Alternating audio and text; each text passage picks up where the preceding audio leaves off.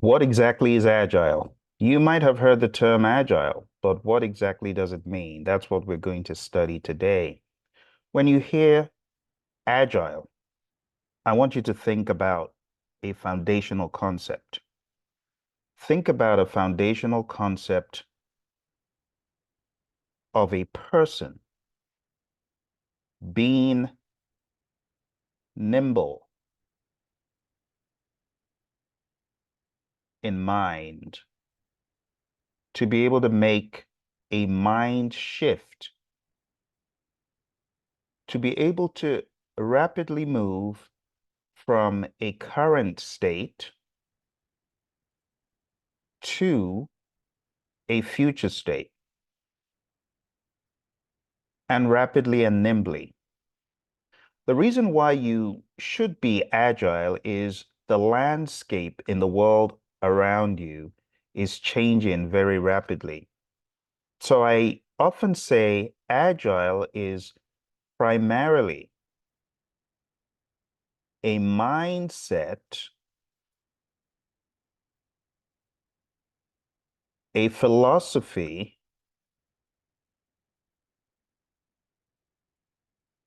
that, when enabled through your thinking first, enables you to act. It's supposed to be the brain. If you don't have an agile mindset, you will find it hard to act. That's why in the world of agile, we say the ability to pivot. And we often say pivot, in other words, move or persevere. Pivot or persevere, depending on how things are working for you in your current environment. So agile is a mindset that translates into actions. So it's like this. Agile starts off with a mindset. That mindset forms an attitude. That attitude galvanizes into behaviors. And ultimately, we want it to become a culture. We want agile to be a culture. It starts off with the thinking. Agile isn't only about thinking. Agile is also about doing. So the attitude is important. It comes first. The behaviors form through the practicing of that mindset. And ultimately, it just becomes a second nature. So that's the foundation for Agile. Now, Agile, as we know it today, is formed squarely on philosophies. And the earliest documentation of calling these Agile was in the Agile Manifesto back in 2001. And the Agile Manifesto simply states that through the work of carrying out software development projects and other types of projects, the writers said they have come to value people, individuals, and interactions over processes and tools. The processes and tools are good, but if you have a poor mindset, you could have all the tools in the world and still have a crummy team. So our philosophy, a mindset needs to be one of valuing. We're not saying tools and processes are not important, but we have to value the people more than the tools because the people work the tools, right? If you want the tools to be used at their optimum, work on valuing the people, giving the people a forum to speak and to share ideas. Another one is working software over comprehensive documentation. Remember, we're talking about valuation here. Valuation. We're not saying that documentation is bad. We're just saying we value having a working product over comprehensive documentation.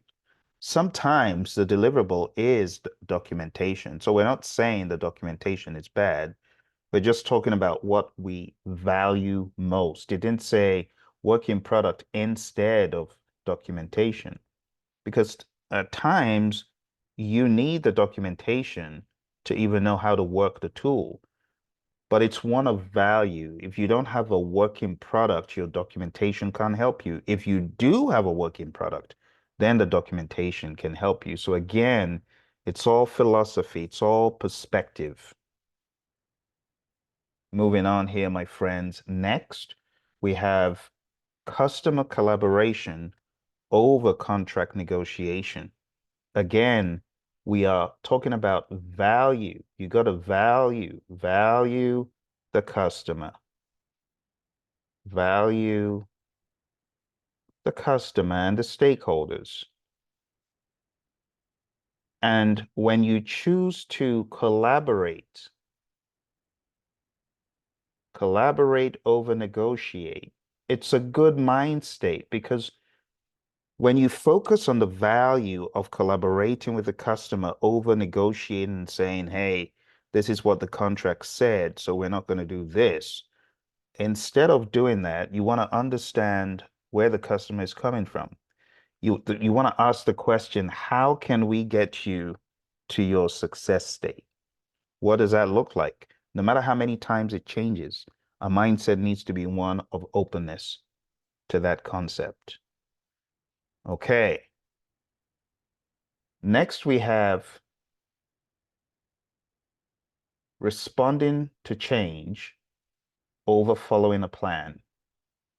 So what exactly are we saying here? The great Mike Tyson, he says, everyone has a plan until they're punched in the mouth. So we got to value responding to change, responding to ambiguity, complexity, craziness. We got to value that over having a plan, responding to change over following a plan.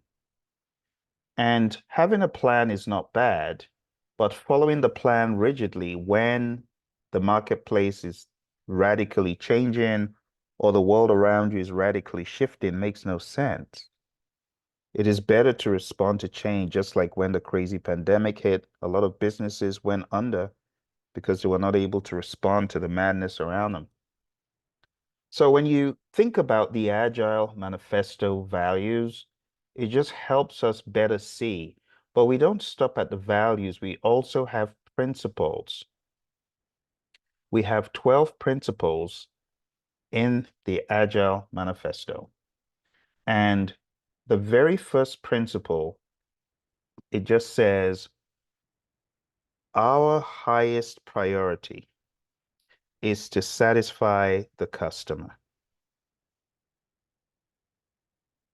Satisfy the customer. And how are we going to do that? The manifesto says through early and continuous delivery of valuable product. So again, this is what we want to put into our daily work. We got to make it a priority. We want to understand the concept of continuously delivering value, as that will delight our customer. And that is the very first one of them all. If you go to agilemanifesto.org, you'll be able to see the full list of the Agile Manifesto values and principles. But let's talk about the second one here. The second one, I'm going to put it on the screen for you. And it just says that we should welcome changing requirements, even late in development. And it says agile processes harness change for the customer's competitive advantage. We should welcome changing requirements, even if it's late in development. Some folks, they get mad when their customers bring change requests in late. But the Agile Manifesto is challenging that thought, is letting us know that these processes, Agile processes, harness change for the customer's competitive advantage. It's a last minute change, but it's going to add tremendous value to our customer. Why do we want to prohibit that? You see, it's a different mindset than that we have in other frameworks and work approaches.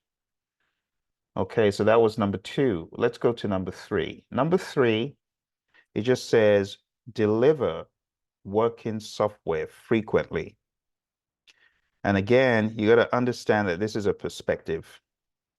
Deliver working software frequently from a couple of weeks to a couple of months with a preference to a shorter time scale. Why do we want a shorter time scale is a question.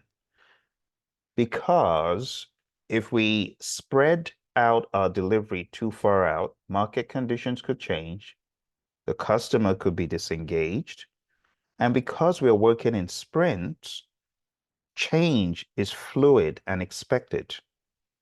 But this isn't talking about ending the sprint, it's talking about delivery. Delivery could be sprint 1, sprint 2, sprint 3, deliver. And what this is saying is a couple of weeks, which typically could be a one sprint, to a couple of months, which would be 8 weeks, which could be 4 sprints. And it's saying with a preference to the shorter time scale. If you could do that every 2 weeks, that's fine. Not more than 2 months. And we prefer the shorter time scale, like I said. Not only do you want to get value quick, you don't want your customer to be disengaged. And the cycle of improvements, it just makes sense to do things in shorter cycles in this agile world of ours. Now, in the world of predictive, you can argue and say, no, we can't do it in a couple of weeks or a couple of months. It's got to be a year. And that's understandable, but as much as possible, you want to have that agile mindset to always look for opportunities to do things quicker, to do things so your customer can get the value earlier. There's something we call cost of delay in Agile, and we want to be aware of that. There's a cost for delaying delivering that product, and we don't want that to be too high. Business people and developers, this is the next one, must work together daily throughout the project. My buddy Roy and I were teaching an Agile course once, and we had someone who was really upset about this. And he said, I don't like the marketing team. I don't want to work with them daily. They're horrible. And I said, that's not the mindset that we want to generate in this world of Agile.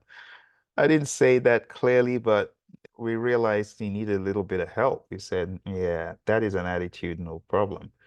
But when we say business people and developers, we kind of laughed and we said the business people being spoken about refers to people on the side of the functional organizational department that have a need. And guess who is their representative? It's a product owner. And the product owner is meant to be part of the team. So it's not like you're in a sentence, a life sentence, to work with people you don't want to. First of all, we must have a positive mental attitude, right? We must be transparent and try to move any obstacles preventing us from working with people. But we want to work together because teamwork makes the dream work. None of us is as smart as all of us, as the saying goes. So it needs to be a mindset of working together to get value done. Okay.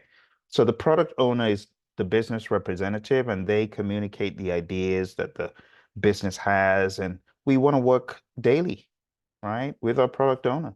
Some teams are very mature and may not need the product owner support uh, as much, but younger teams who are just learning the product and learning the business, they may need more product ownership presence. daily. All right. The next Agile Manifesto principle states build projects around motivated individuals. Now, this might sound funny to some people because some people are like, Phil, we of course will build around motivated people. Would you build around an unmotivated person? And I say, yeah, but it's not a no-brainer because some managements they forget that they hired good people, right? So what we're saying is once you build around the right people, water the team just like a plant, give them the support they need, trust them to get the job done, and they're going to knock it out of the park. They're going to get stuff done beyond the wildest dreams of the management.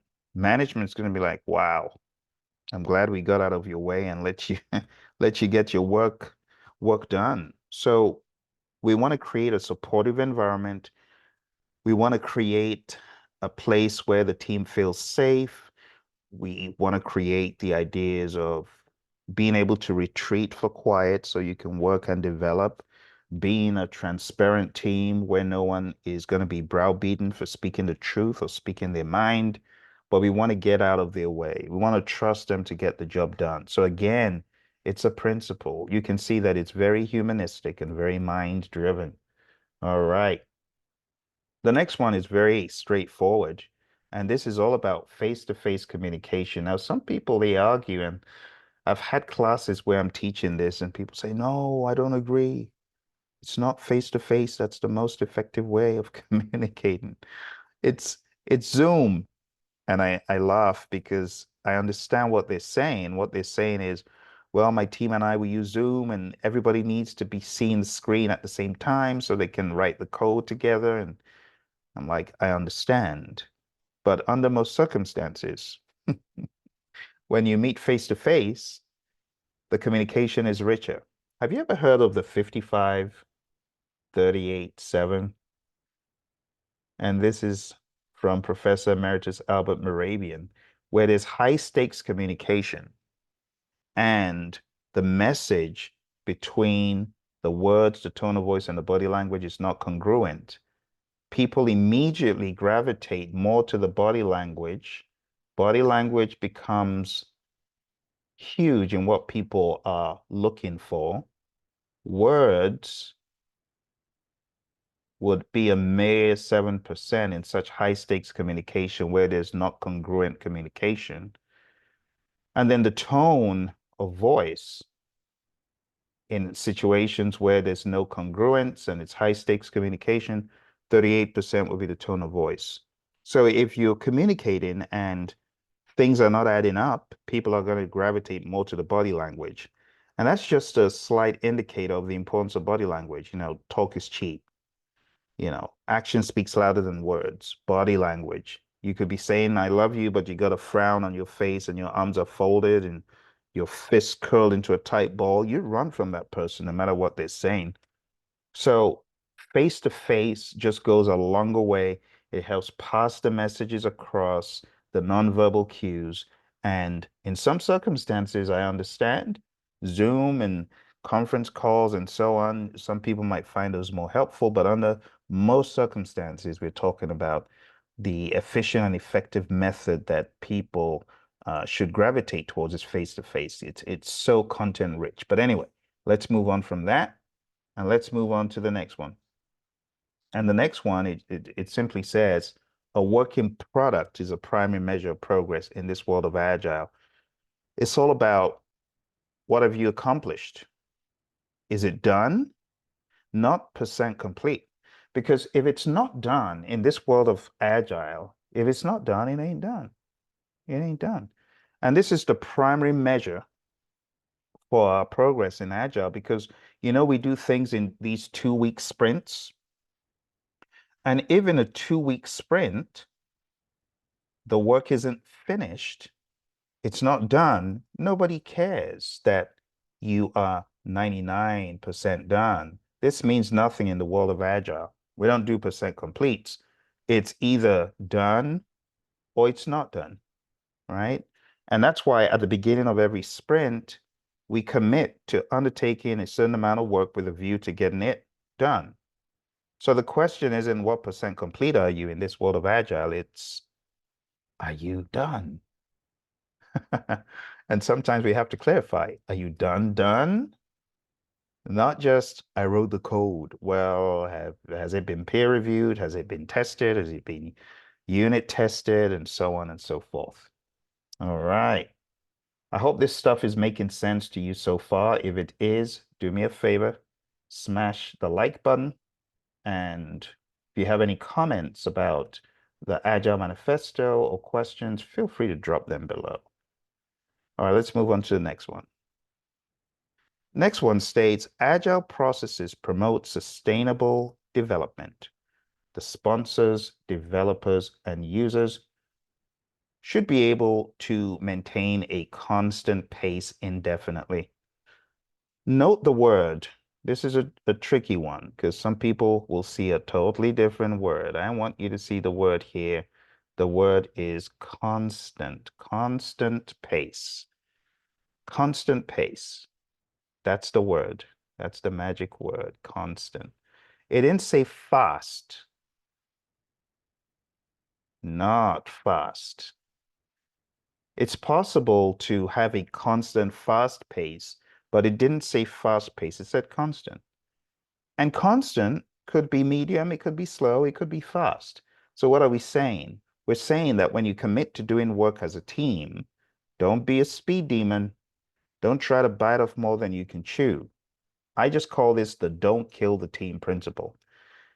And the don't kill the team principle means let the team work at a pace they can sustain, realistically speaking. Don't go say, oh, we can do 200 when the team has never even done 100. Oh, we'll just make them do overtime. No, we don't, we don't subscribe to that readily in the world of Agile because it skews our metrics. It skews some of the metrics we use in our burn up or burn down charts in our velocity. So that's a general idea. Okay. So we are over the halfway mark and we only have a few left. Let's move on to the very next one, my friends. Next in line, we have this one. It says continuous attention to technical excellence and good design enhances agility. What are we saying? We're saying that when you pay attention to technical excellence, you save a whole lot of fan cleaning because Agile is from the world of lean as well. And from that overarching lean thinking, we're trying to avoid waste. When you pay attention to being technically excellent, making things technically sound, designing stuff that is airtight, you are really enhancing agility. Because remember, Agile, again, is a mindset. In this world of Agile, one of the things we want to do is ensure that we are avoiding waste. Waste is not our friend. Okay. So we want to be lean. We want to be a lean and mean machine. And the way to be lean is to be technically excellent, make a good design, design once, and cut appropriately. And then you won't have so many concerns coming back and technical debt and defects and so on if you spend time being technically excellent. All right, Steve Jobs knew a thing or two about that. When you see those Apple designs, for those who want the Apple haters, because I know Apple has its haters, but you got to give it to Apple. They did spend some good time in being technically excellent and doing good design. And that's why they're kind of like the gold standard for the smartphone. I know my other friends who have the other phone, they won't like that, but it is what it is. Okay, let's move on. Simplicity. Simplicity, the art of maximizing the amount of work not done. This is very hard for some people to understand, but It's like this. To keep it simple, cut out a ton of fat. There's a lot of stuff people do that's busy work or is not needed or it convolutes the situation, it convolutes the job. What we're saying here is keep it simple. Keep it simple, sir. Keep it simple, sister. How do you keep it simple? Cut out the fat. Maximize the work not done. So it's a shift in mindset. In some other methods, there's a lot of busy work, a lot of red tape, bureaucracy, and so on. Here in the world of Agile, we want to just keep it simple, sir. Keep it simple, sister. It's that simple. Okay, we got two left. The next one is all about self-organizing teams, and it simply states the best architectures, the best requirements, and the best designs, they emerge from self-organizing teams. And we've talked about self-organizing teams already. We said give the team the environment and support they need, trust them to get the job done. And it's true. When we truly believe that when we allow the team to self-organize, to be themselves, to innovate, we get the best solution. It's just a no-brainer. It's been proven time and time again. Self-organizing teams, they get the best instead of having someone breathing down their necks, telling them how to do stuff. All right. Okay, my friends, here's our final view and principle 12. Principle 12 states that at regular intervals, the team reflects on how to become more effective. And then they tune and adjust their behavior accordingly. What is this referring to? This is referring to what we call the retrospective. A retrospective is where you look in the rearview mirror and you say, what went well? What didn't go so well? What are we going to improve on right now? What are we going to improve on the long term? Long-term improvements. And so on and so forth. Going around the room, being honest, everyone sharing their perspective. And when you do that, the team has its marching orders and they understand, okay, this is what we're going to correct right away. Sometimes it's a mental correction. And other times it needs to be something more elaborate, more expansive. And there you have it, my friends. Over the past number of minutes, we covered the 12 Agile Manifesto principles. And in the very beginning, we also covered the concept of the values. So I said Agile is a mind state, it's a mindset. We talked about individuals and interactions over processes and tools, valuing working product, valuing collaboration, valuing responding to change. And then in the principles, we talked about welcoming changing requirements. We talked about the highest priority, first of all. That was the number one thing we talked about. And there's a reason why this is number one, because it's our highest priority to satisfy the customer. Then we talked about welcoming changing requirements, delivering working product frequently from a couple of weeks to a couple of months. We talked about business people working together with the developers. We talked about building projects around a motivated team, talked about face-to-face conversation being important, working software being the primary measure of progress, agile processes promoting sustainable development, talked about being a lean and mean machine with technical excellence and good design, talked about keep it simple, sister, and talked about the best architectures, requirements, and designs coming from self-organizing teams. And then we talked about the retrospective. Well, there you have it, my friends. I hope you found value from this. If you did, do smash the like button, subscribe, and I'll see you again in another video. And whether you're taking, the CSM, this stuff is valuable for all the Agile certifications CSM, PSM, ACP, so on and so forth. This is the foundation. Thank you very much. I'll see you soon. Bye for now.